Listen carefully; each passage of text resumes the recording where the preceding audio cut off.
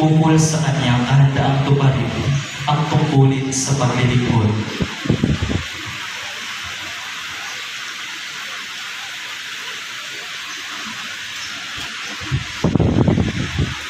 Minamahal kong Reverend Dean, dapat mong sabihin ng hayagan ngayon ang iyong malayang pasya na akuin ang paglilingkod ni Jesucristo.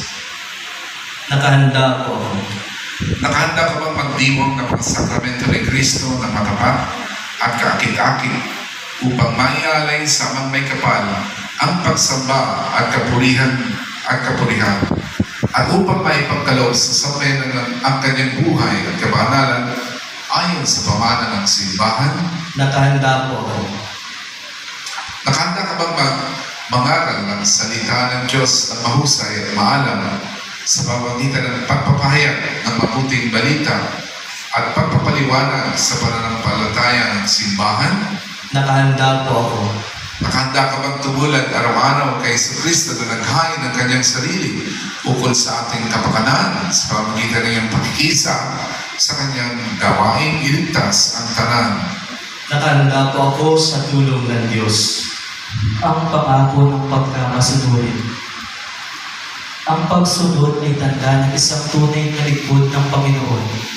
At ito rin ay kasiguruhan ng pagkakaisa ng simbahan.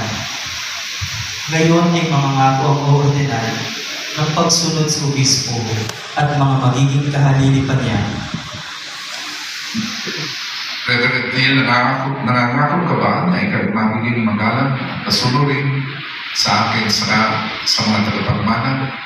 Opo, nangangako po ako. Bigyan ng Diyos ng kaganapan ang gawain ito sa kanyang sinimulan. Ang paanyaya sa panalangin.